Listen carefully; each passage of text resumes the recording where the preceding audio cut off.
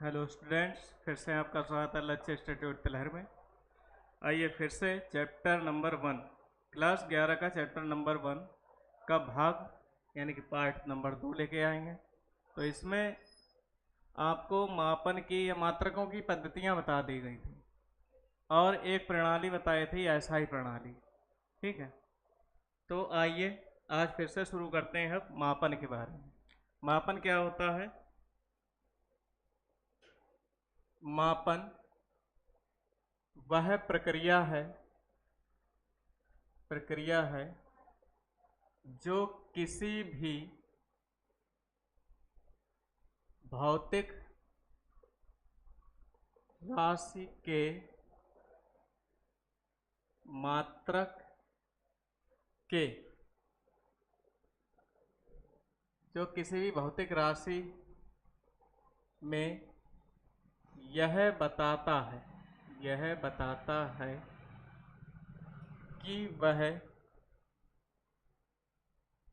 अपने मात्रक का कितना गुना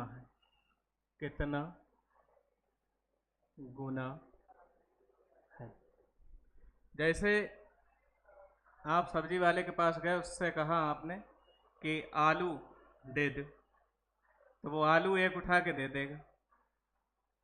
अगर आप उसे माप बताएंगे कि हाँ कितने गुना चाहिए आपको, किलोग्राम का कितना गुना चाहिए, तो आप बताओगे 1 किलोग्राम चाहिए या 2 किलोग्राम चाहिए या 3 किलोग्राम चाहिए। तो ये जो 1, 2 या 3, ये 5, ये सब लग रहे हैं, ये क्या है? यही जो है मापन है। ठीक है, अब हम क्या करेंगे, विभिन्न भौतिक राशियों के मापन के छोटे व बड़े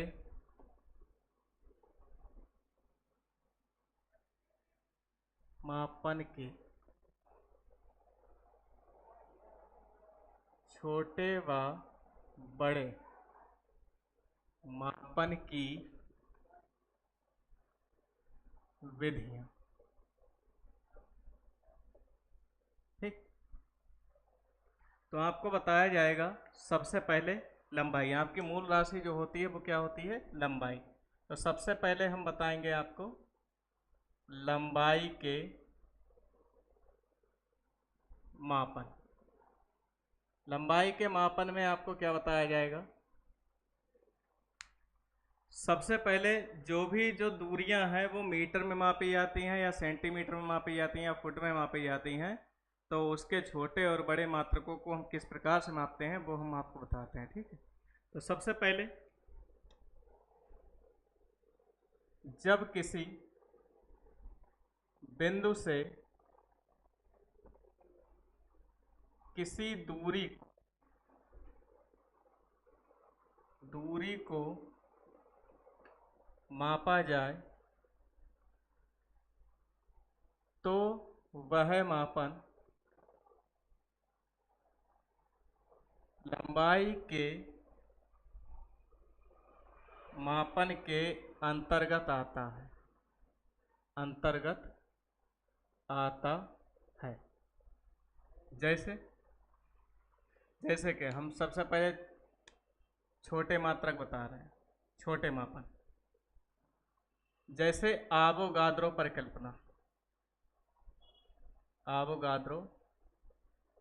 परिकल्पना एक वैज्ञानिक थे। उन्होंने किसी भी परमाणु के आकार की परिकल्पना करने के लिए एक ऐसी विधि का प्रयोग किया है जिसे हम उन्हीं के नाम के सम्मान में जानते हैं। ठीक है, आवोगाद्रो परिकल्पना क्या है? यह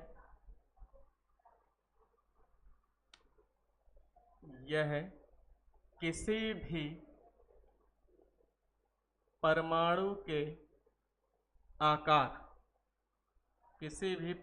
के आकार अथवा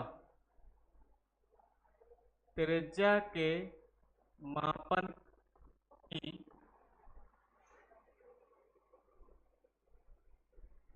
अति उपयुक्त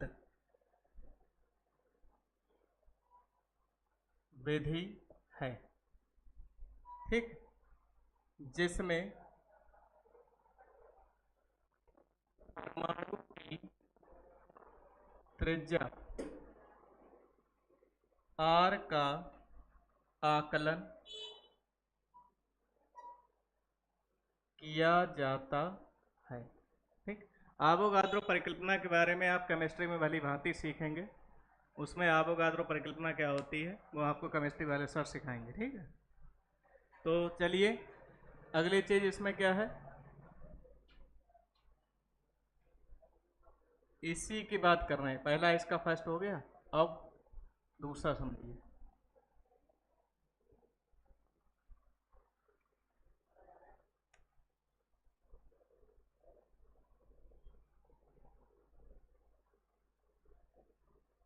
पृथ्वी तल से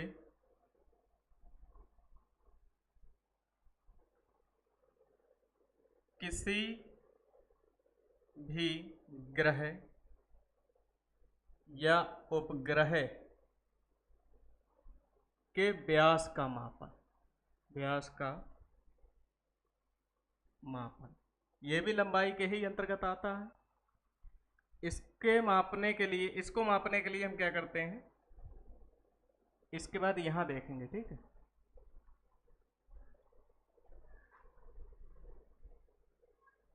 अभी लंबाई के चलेंगे, उसके बाद द्रव्यमान के चलेंगे, उसके बाद समय के चलेंगे, ठीक है। ज़्यादा नहीं, जितना है आपके सिलेबस में उतना बता देंगे। तो पृथ्वी तल से, जैसे मान लिया ये पृथ्वी है, पृथ्वी का ऊपरी सिरा है, यहाँ पर मान लिया हम हैं, और ये चंद्रमा है। चंद्रमा थोड़ा बड़ा सा बना दें, ये बना दिया हमने, ठीक।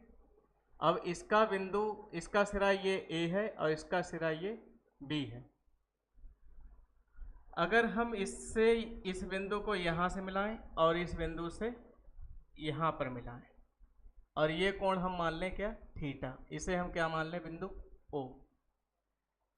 ये जो दूरी है वो हम आर मान लें, तो ये भी दूरी आर मान लेंगे, और जो चंद्रमा का जो व्यास होगा उसे हम क्या मानेंगे, डी, यहाँ से यहाँ तक, और ये क्या हो जाएगी, ये हो जाएगी दूरी।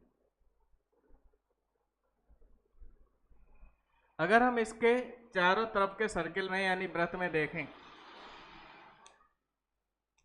तब आपको सूत्र पता है, कोण बराबर चाप बटे त्रिज्या से। तो कोण हमारे पास क्या है, थीटा, चाप क्या है हमारे पास, ए बी हम मान सकते हैं, जिसे हम बोलते हैं डी, और त्रिज्या, त्रिज्या क्या है, आर।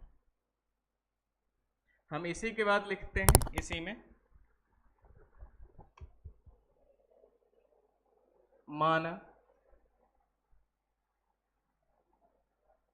पृथ्वी तल के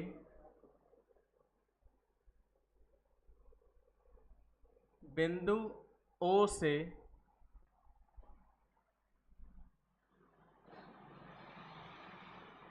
चंद्रमा या अन्य आकाशीय पिंड, आकाशीय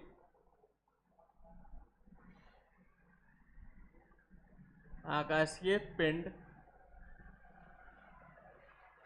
के दोनों सिरों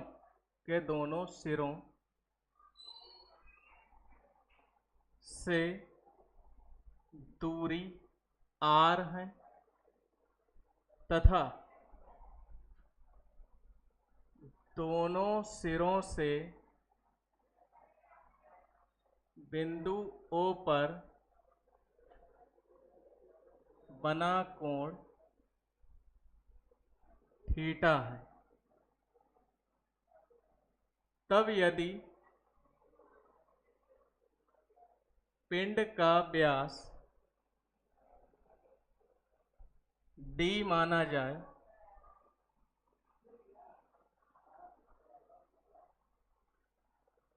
तब कोण बराबर चाप बटे त्रिज्या से।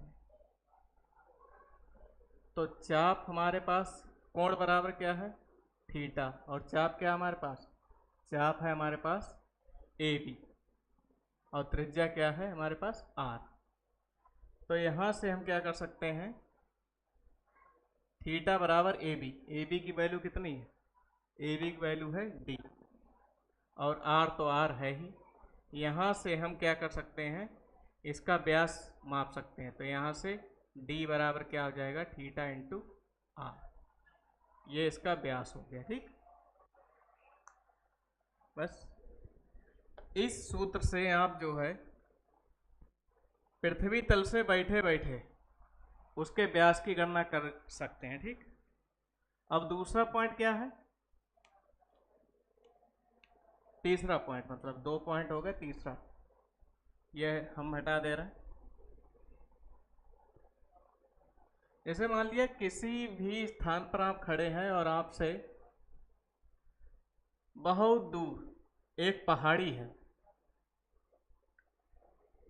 अब पहाड़ी की दूरी उस स्थान से कैसे नापेंगे, तो इससे हम परावर्तन विधि द्वारा नापेंगे। जैसे हम किसी भी पहाड़ी इलाके में चले जाएं और जब वहाँ से हम आवाज़ लगाते हैं, तो जैसे हम किसी का नाम लेते हैं तो वही आवाज़ हमारी उस पहाड़ से टकराकर और फिर से वापस आ जाती है।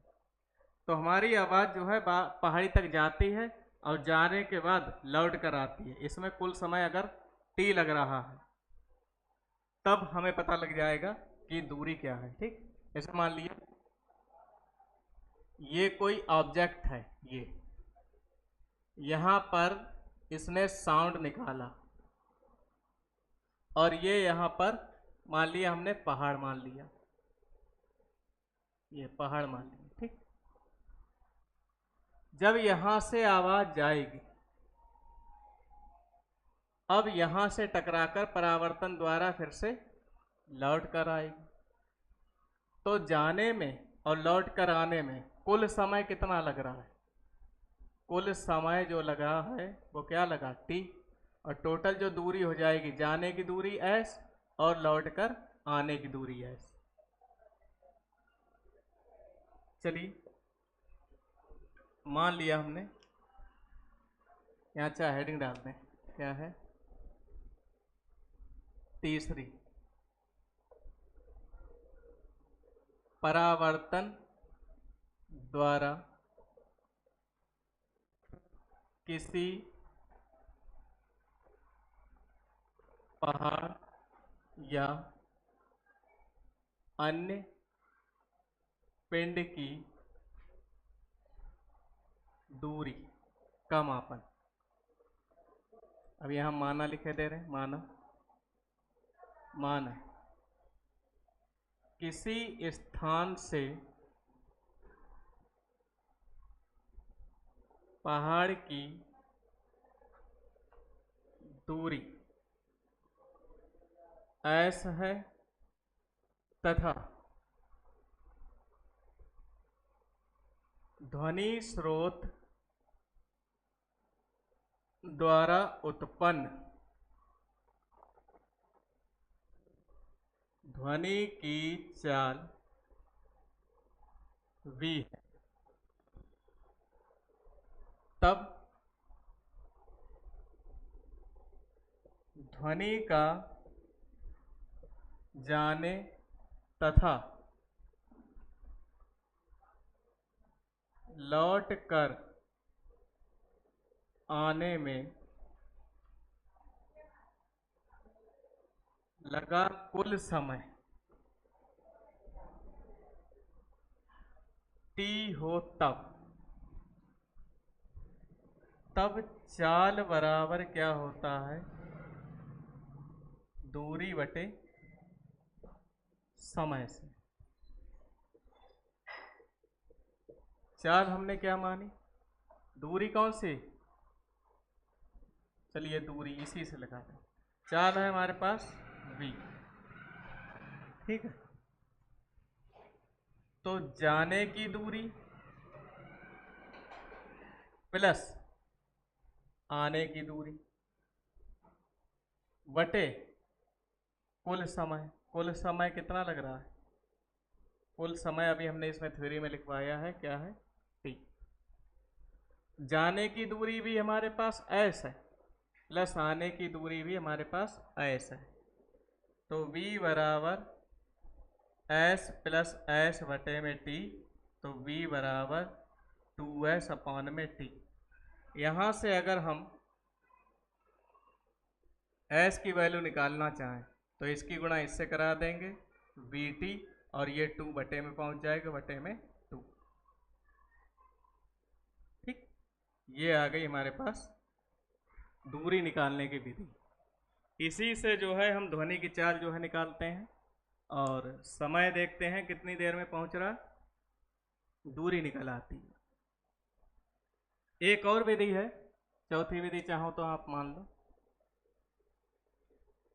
लेजर विधि द्वारा। लेजर विधि द्वारा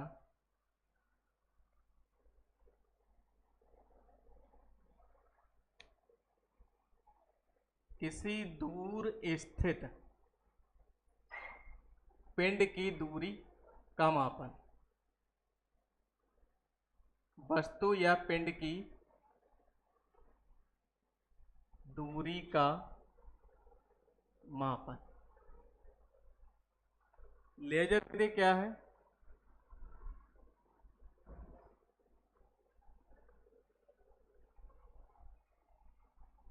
बड़े ध्यान समझें। सबसे पहले इसकी जो है फुल फॉर्म समझते हैं क्या होती है।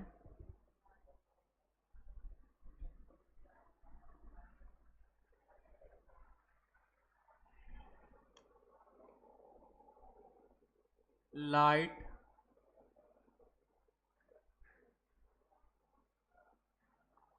एम्प्लीफिकेशन सिमुलेटेड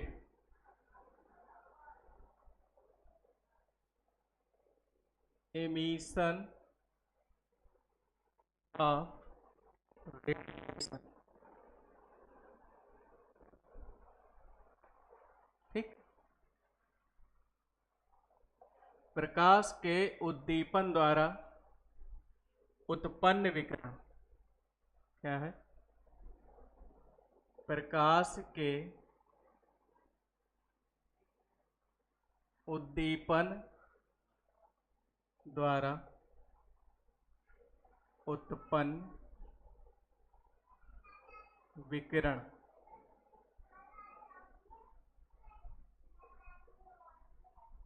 ठीक, तो इसमें क्या करते हैं, सेम वही प्रोसेस है। लाइट जाएगी और वस्तु से टकराकर, और ये है यहाँ पर प्रकाश स्रोत। प्रकाश स्रोत वस्तु से टकराकर फिर से लौट कर आएगी। जाने में चली गई दूरी s, आने में चली गई दूरी s। लेकिन निर्वात में प्रकाश की चाल होती कितनी है? निर्वात में प्रकाश की चाल c बराबर 3 गुणा 10⁸ मीटर प्रति सेकंड होती है। ठीक है, तो क्या है, मान लिया हमने।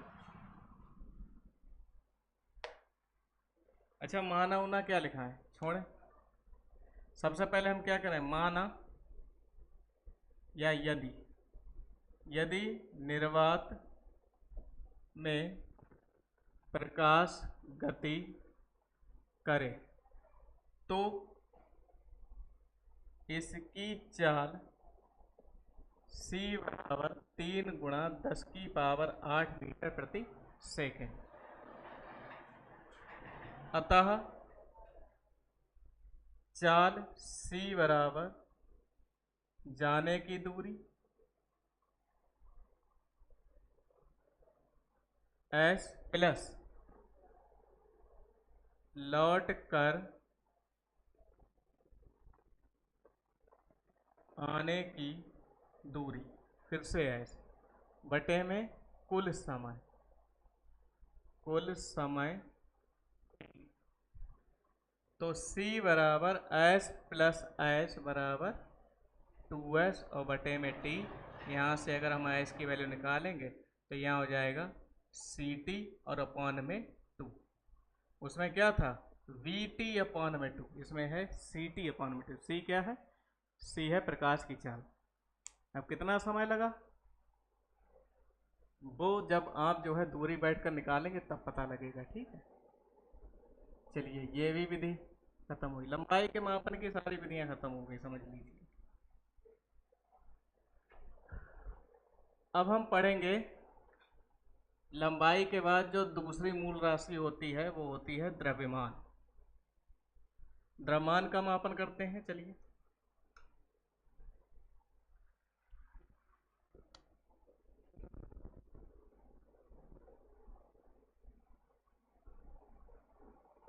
द्रव्यमान के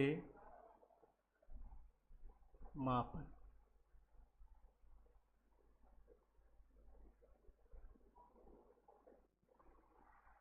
द्रव्यमान को मापने के लिए आप दो विधियां अपना सकते हैं। पहली विधि होती है जड़त्वीय विधि, जिसे हम जड़त्वीय द्रव्यमान कहते हैं,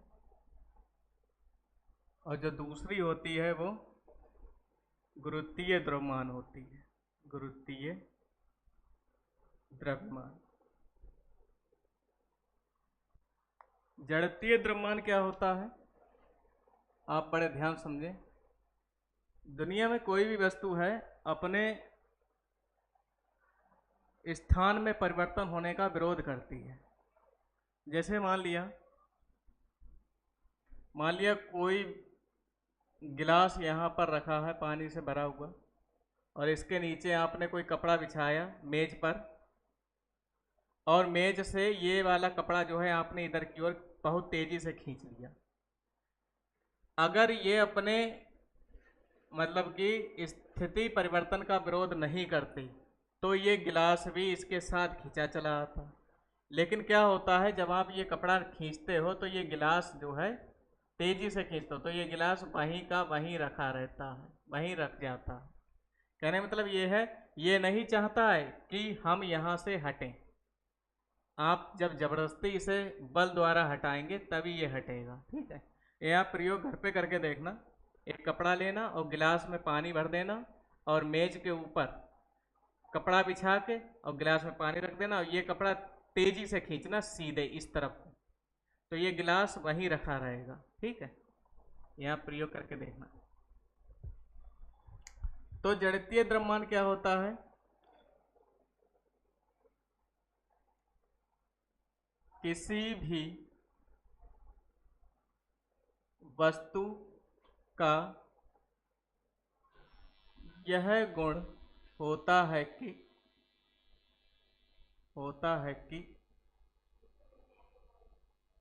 वह सदैव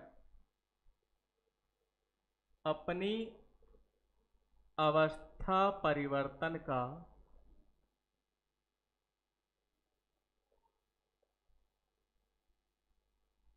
विरोध करती है।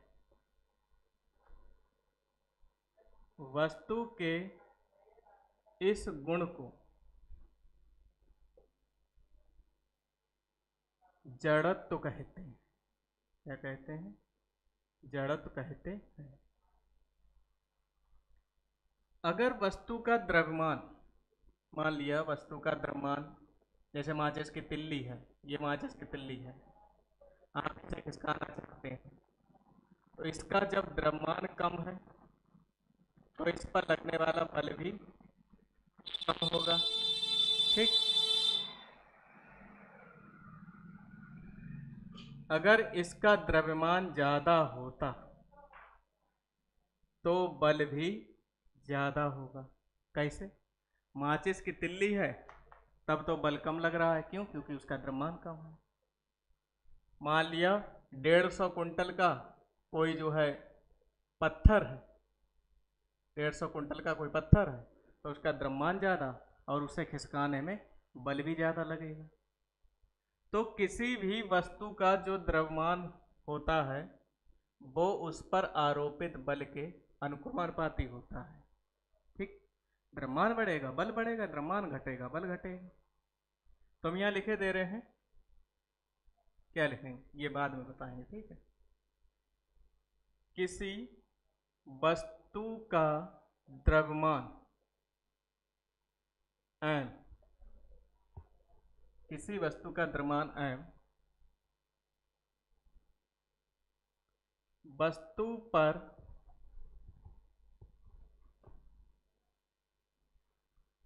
आरोपित बल के अनुक्रमानुपाती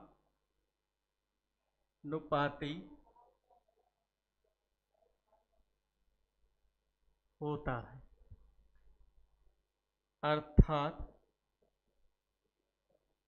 अर्थात F अनुक्रमानुपाती हो जाएगा किसके? M के। अच्छा, वस्तु में कुछ ना कुछ त्वरण उत्पन्न कराना होगा, तभी तो वस्तु आगे बढ़ेगी। त्वरण कब उत्पन्न होगा? जब वेग में परिवर्तन कराएंगे। अभी वस्तु प्रारंभ में स्थिर अवस्था में है, u का मान 0 है। जब उसे धक्का देंगे, धक्का देने पर उसके वेग में परिवर्तन होगा। अब वेग में परिवर्तन किसी न किसी निश्चित समय पर होगा, तो वेग में परिवर्तन की दर को क्या कहते हैं? त्वरण कहते हैं। वो चीजें हम आगे पढ़ाएंगे। अगर यहां से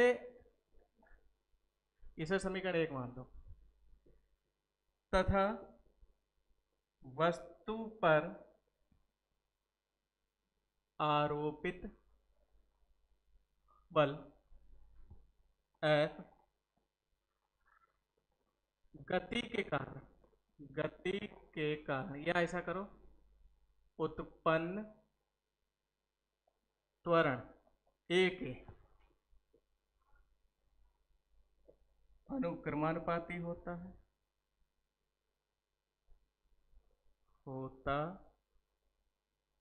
है। कहने का मतलब ये है, अर्थात F अनुक्रमानुपाती हो जाएगा 1। हम समीकरण 1 व 2 से अगर देखें तो F अनुक्रमानुपाती हो जाएगा किसके? M के। तो यहाँ से अनुक्रमानुपाती का चिन्ह हटाएंगे, कोई नियतांक ले लेंगे के। प्रयोगों द्वारा अगर हम के का मान 1 रखें, तब हमारे पास जो F का मान हो जाएगा वो M है। यहाँ से हम M बराबर अगर निकालेंगे तो F अपान में A। यही जड़त्वीय द्रव्यमान का व्यंजक है। ठीक, M क्या है? जड़त्वीय द्रव्यमान। F क्या है? वस्तु पर लगा बल। A क्या है? त्वरण। चलिए अब गुरुत्वीय द्रव्यमान पढ़ाते हैं। गुरुत्वीय द्रव्यमान क्या होता है?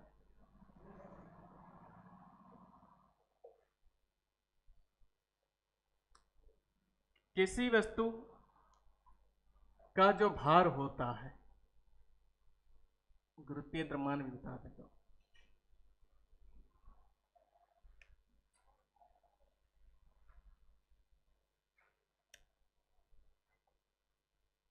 किसी वस्तु का भार जो W होता है, उस वस्तु के द्रव्यमान M तथा गुरुत्वीय त्वरण, पृथ्वी का जो गुरुत्व होता है वो किसी वस्तु को अपनी ओर खींचती है, तो उसमें जो है त्वरण उत्पन्न होता है। गुरुत्वीय त्वरण G के अनुक्रमानुपाती होता है। कहने का मतलब ये है, इसमें एक साथ ही करा देना, देखिए बहुत ध्यान सुनिए।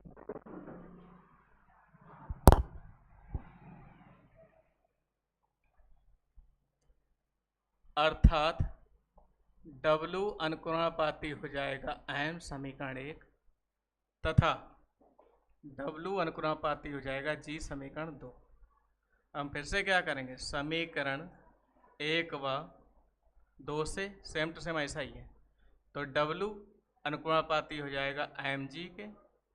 अनुक्रमानुपाती का चिन्ह हटाएंगे, कोई नियतांक ले लेंगे, और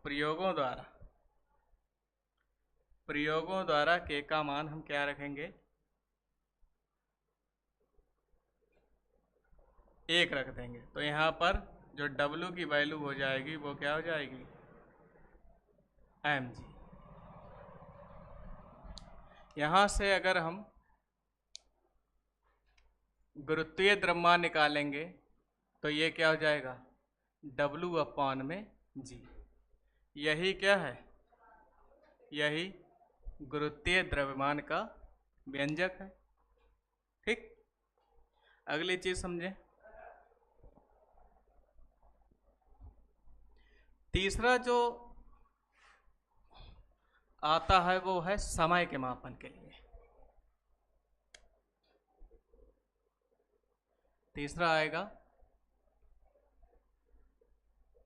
समय के मापन। चलिए ये भी बताते हैं।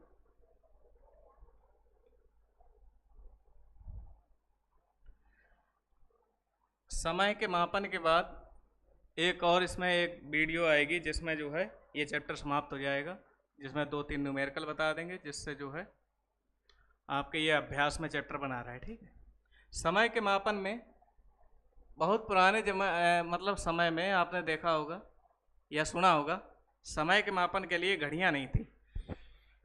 तो इसके मापन के लिए सूर्य द्वारा कि सूर्य की किरण कहाँ आ गई कहाँ नहीं आ गई, तो पहले अनेक विभिन्न वर्ड होते थे कि हाँ अब जो है ये समय हुआ या ये समय हुआ है, तो उसमें घड़ियां नहीं चलती थी। तो सूर्य के द्वारा ही, सूर्य के किरणों द्वारा ही हम समय का जो है अनुमान लगा लेते थे। लेकिन अब क्या है, इसमें देखिए समय के मापन के लिए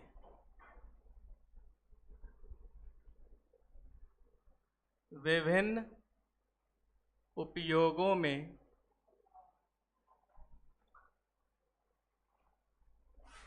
विभिन्न घड़ियां, विभिन्न घड़ियां या समय यंत्र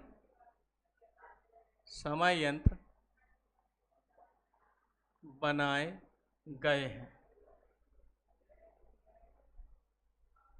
जो या जिनमें से कुछ निम्न प्रकार हैं, जिनमें से कुछ निम्न प्रकार हैं। पहला जो प्रकार है वो क्या है,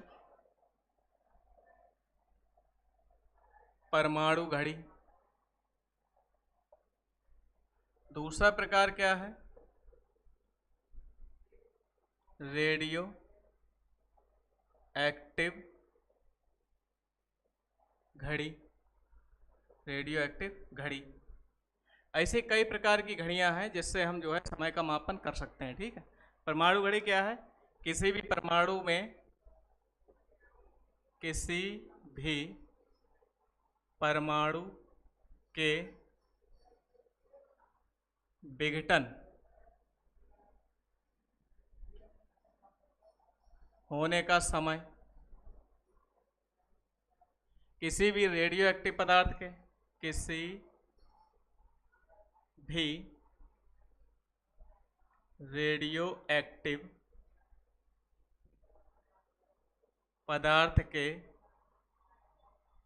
विघटित होने की दर इन घड़ियों द्वारा देखा जाता है। ठीक है,